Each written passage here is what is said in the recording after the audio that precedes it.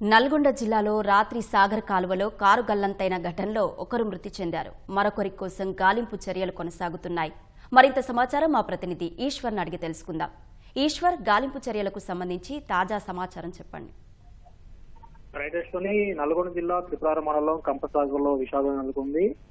ఆరోగ్యం బాగలేదని చెప్పేసి నిన్న మిర్యాలగూడకి వెళ్లినటువంటి దంపతులు తిరిగి వచ్చే క్రమంలో ముకుందాపురం వద్ద కారు అదుపు తప్పి సాగర్ ఎడమ కాలంలో విద్యుత్తులింది. ఈ క్రమంలో త్రిపురారం మండలం కంపసాగర్ చెందినటువంటి దంపతులు పుల్లయ్య అదేవిధంగా పద్మ ఇద్దరు కూడా కారులోనే మునిగిపోయి ఆ ఎడమ కాలువలో గల్లంతైపోయారు. రాత్రి నుంచి కూడా ముమ్మరంగా సహాయ చర్యలు అయితే కొనసాగుతున్నాయి. రాత్రి 11 వరకు కూడా పోలీసులు స్థానికంగా ఉన్నటువంటి గ్రామస్తులు వాళ్ళందరూ కూడా ముమ్మరంగా అక్కడ సహాయ చర్యలు చేపట్టారు. అయినప్పటికీ కూడా వారు ఆచూకీ తెలియలేదు.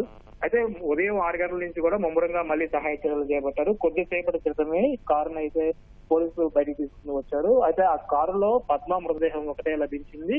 పుల్లయ్య ఆచూకీ ఇప్పటి వరకు కూడా తెలియలేదన్నమాట. అయితే దీంతో ఒక్కసారిగా అక్కడ ఉన్నటువంటి కుటుంబ సభ్యులు బంధువులు అందరూ కూడా కన్నీరు మున్నీరుగా వెళుతున్నారు. రాత్రి గల్లంతైనటువంటి పద్మ మృతదేహంగా బయటికి రావడంతో ఒక్కసారిగా అందరూ కూడా తీవ్ర మనస్తాపానికి చెంది అందరూ కూడా కన్నీరు మున్నీరుగా వెళుతున్నారు. అయితే ఇప్పటి వరకు కూడా ఇంకా పుల్లయ్య ఆచూకీ అయితే తెలియలేదు. అయితే మొత్తం కూడా వీరందరూ కూడా త్రిపురారం మండలంలో కంపసాగర్ చెందినటువంటి పుల్లయ్య పద్మ దంపతులకు మొత్తం కూడా 3 సంతానం ఉన్నారు.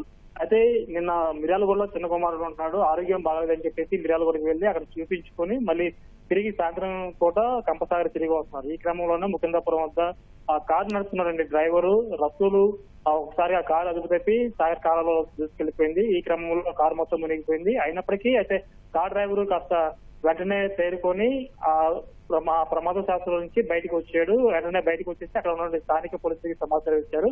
పోలీసులు సహాయ చర్యలు చేపట్టినప్పటికి కూడా వారి ఆచూకీ రాత్రి నుంచి కూడా తెలియలేదు. కొద్దిసేపటి క్రితమే ఈ కారును అయితే బయటకు తీశారు. అయితే పుల్లయ్య ఆచూకీ ఇప్పటి వరకు కూడా తెలియకపోవడంతో కుటుంబ సభ్యులైతే విషాదం నెలకొంది. పుల్లయ్య అసలు ఎక్కడ ఉన్నాడు, ఏమైంది, ఎంత దూరం కొట్టుకుపోయి ఉంటది ఏంటనేది కూడా పోలీసులు అయితే ముమ్మరంగా దర్యాప్తు చేస్తున్నారు. రాత్రి జరిగిన ఘటన నుంచి సుమారు ఒక 1/2 కిలోమీటర్ దూరంలో అయితే కారు అయితే దొరికింది. అక్కడ వెంటనే పోలీసులు నుంచి సహాయ చర్యలు చేపట్టడంతో పెద్ద ట్రైన్ సహాయంతో కొద్దిసేపటి క్రితమే కారును బయటకు తీశారు. ఆ కారులో పద్మ మృతదేహం ఒకటే లభించింది. పుల్లయ్య సుమారు 1 కిలోమీటర్ నుంచి 2 కిలోమీటర్ల వరకు ఏదైనా ఈ నీటి ప్రవాహానికి కొట్టుకుపోయి ఉంటారని చెప్పి కూడా పోలీసులు అనుమానం చేస్తున్నారు. ఆ 2 కిలోమీటర్ల పరిధిలో మొత్తం కూడా పోలీసులు అదేవిధంగా ఇక్కడ ఉన్నటువంటి గజెత్తకాలు అదేవిధంగా స్థానికంగా గ్రామస్తులందరూ కూడా దర్యాప్తు చేస్తున్నారు. ముమ్మరంగా కూడా గాలిస్తున్నారు. అయితే మరొక గంట సమయంలో కూడా పుల్లయ్య ఆచూకీ కూడా లభ్యమవుతుందని చెప్పి అయితే పోలీసులు అయితే ఆశాభావం వ్యక్తం చేస్తున్నారు.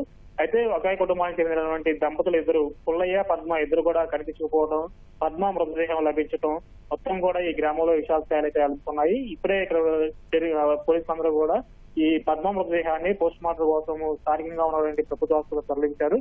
పుల్లయ్య కోసం అయితే విస్తృతంగా ముమ్మరంగా కూడా గాలింపు చర్యలు అయితే కొనసాగుతున్నాయి. అయితే మరికొద్ది సేపట్లోనే పుల్లయ్య మృతదేహాన్ని కూడా కనుక్కుంటామని చెప్పేసి బయటికి వెలికి తీస్తామని చెప్పి కూడా పోలీసులు చెప్తున్నారు. ఇది ఈ ఘటనకు సంబంధించిన తాజా సమాచారం. ధన్యవాదాలు ఈశ్వర్.